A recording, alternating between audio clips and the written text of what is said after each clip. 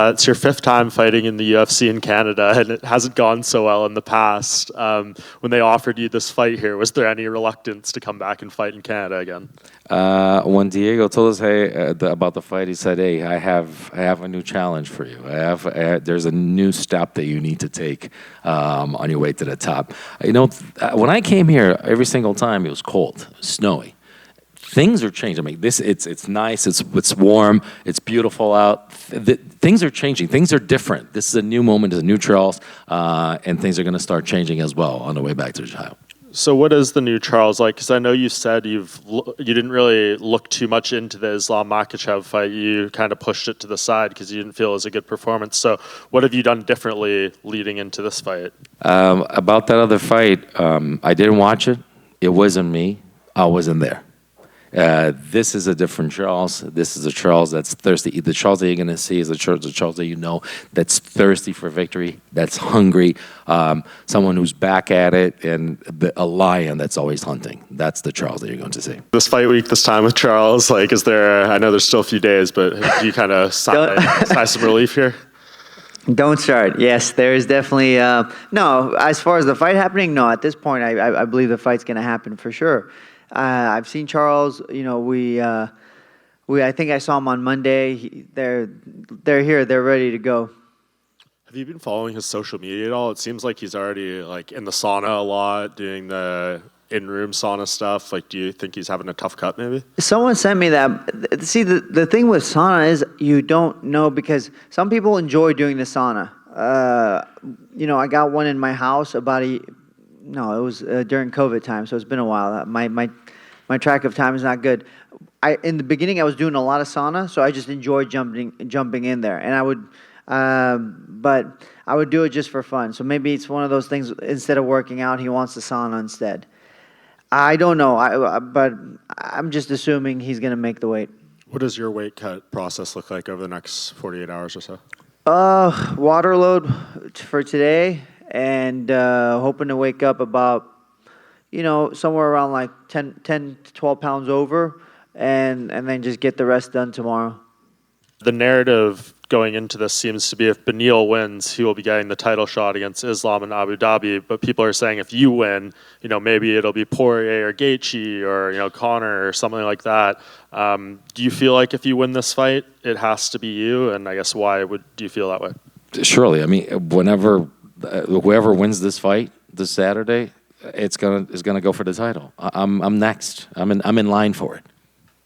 A lot of people, when you posted that photo online of you in the sauna with the sweatsuit and everything, they started to maybe become nervous about your weight cut. So I have to ask, how has the weight cut been? I'm just like a war tank right now. That's the reason why, because I'm very strong for the fight. Okay. Obviously, leading into this fight, a lot of the narrative is, two high-level grapplers fighting each other. And historically, in the UFC, when you get two wrestlers or two jiu-jitsu guys, it kind of can turn into a striking matchup, maybe. So how would you rate your striking compared to Charles? I think this is one of the few times where I would say defensively I'm better. Typically, that's not something I say.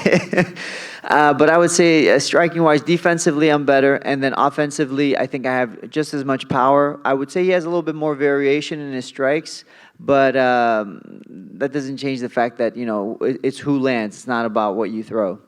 And I saw an interview where you said, if it was just a regular grappling match, you'd probably win 9 out of 10 times. That's what you believe. So when you're watching Charles's past fights, he obviously has the most submission wins in the UFC. What do you think his opponents are doing wrong in there, knowing that you know what he's looking for, but they're still kind of succumbing to it? One, they're terrified of his grappling. I think that's the biggest one. And two, he's very good at offense when it comes to grappling. He'll jump on your neck, he'll jump on your arm, he'll jump on the leg.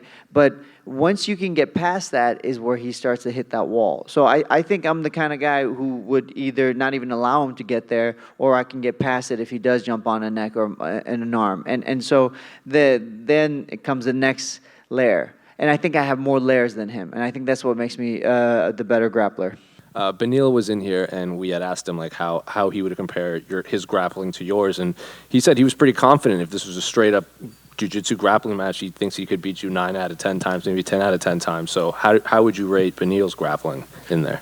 I mean, you got to be confident when you come into a fight like this. But I've said, in all the respect to the world for him, the one thing I've said this many times: I'm an MMA fighter. I'm a complete fighter. We're not here. I'm not a jiu-jitsu fighter. Well, if he feels so confident about his jiu-jitsu, he has 3 rounds to try to bring it down to the ground and see what's going on, and we'll see what happens. With the fact that there is potentially a title shot on the line here next, do you feel like this should have been a 5-round fight instead of 3? Yeah, I'm ready for 5 rounds. If it's 5 or 3, it doesn't matter. I can tell you something. Haven't fought 3 rounds in a long time. Just 3 rounds. Obviously, I haven't let it get to 3 rounds. So we'll just fight. I know you said you didn't watch your last fight against Islam, but what did you learn the most from that fight that maybe you're bringing into this fight? I just wanted to rest. I've said this many times. All I wanted was to just chill, just relax. You don't learn, obviously. You don't learn anything new when you don't watch something to learn. I just needed to relax, to be close to my family, being close to the people that I love. That's what I really wanted. That's what I did. And you've done a lot of media leading up to this fight, and it seems like you've been very confident in your ability to go with Charles on the ground. Is that something like you're embracing, or is that just if it happens and the fight goes there, you'll be very confident? I mean, I hope I'm confident in that. That's supposed to be my base. That's supposed to be where I started from. I'm a jiu-jitsu athlete. That's where I started. My coaches are some of the best in the world, and so if I don't have the confidence to go on the ground with him, then I shouldn't have confidence in anything I do.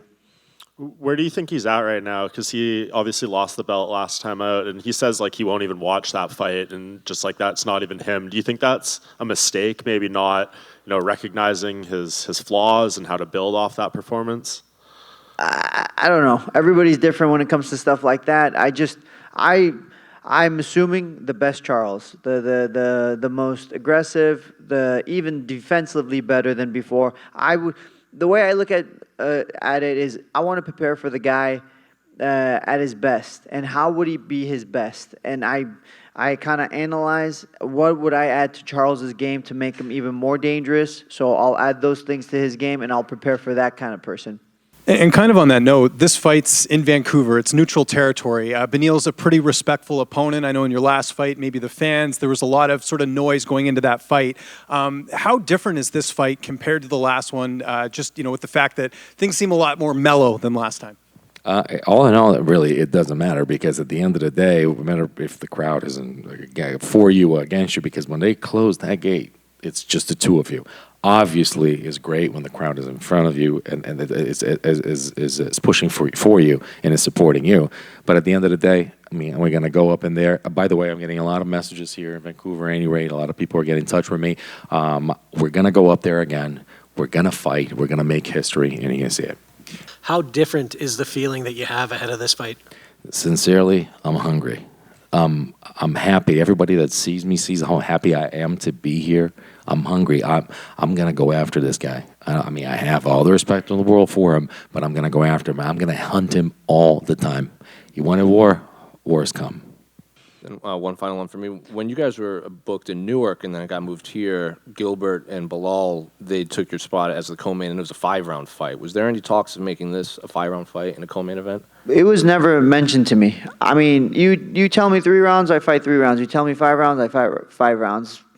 Fighting is like, I always tell people, those 15 minutes I have in that octagon are my freedom. Like, I have 15 minutes of freedom to do what God has given me. The talents that God has given me, I get to use them, and I get to do it freely. So 15 minutes or 25 minutes, it's all the same. Do you feel like almost you don't even need those extra 2 rounds, because of the way Charles fights, it's either he's in there for a couple of rounds and it's either win or losing, right? Yeah, I mean, typically it seems that way with him. If it's a 5-round fight, it never goes 5 rounds. I don't know how many decisions he's been to in general. He's not really a guy. I remember his fight with Frankie a long time ago. He went to a decision, but he's not really a guy who goes to decisions. Lately, I've been in more decisions than I would like, but at the same time, I'm fighting a higher level of competition. Charles takes a lot of damage in his fights. How much do you think that will play a factor in the matchup, just with the fact that you don't get hit a ton in your matchups? So I don't want to think of it like that, because if I think of it like that, here's the thing. you think to yourself, oh, this guy breaks. And then when you're in that octagon and he's not breaking, all of a sudden you start to question yourself. Or you say, oh, this guy's taking a lot of damage. And all of a sudden you start to dish out this damage and he's not going anywhere. It starts to mess with you. The way I look at it right now, the way I look at Charles is he's young, he's hungry, he's better than he's ever been. Striking in terms of offense, defense, grappling in terms of offense, defense, he's the best he's ever been. And he wants to kill me. So it's kill or die. I either kill him or I die. That's the way I look at it. I don't think about his past fights. I don't think about what's going to happen next. I'm thinking about Charles Saturday and what I need to do to beat him. You said you've been told it's for the title. Is there any doubt in the back of your mind that something crazy happens? I know you've said if it's not a title fight, we riot. Do you think that's a possibility? You know, UFC never gives me their word. They're very honest with me. I call them, and when we speak, it's very clear. Whatever they want with me, it's very clear. We don't play games. So this is the first time they've ever said, hey, yeah, you're number one contender if you win this fight. So I just take it at their word. And, I'll figure out the rest afterwards. But right now, take Charles out, and if they say something different, we'll talk about it then.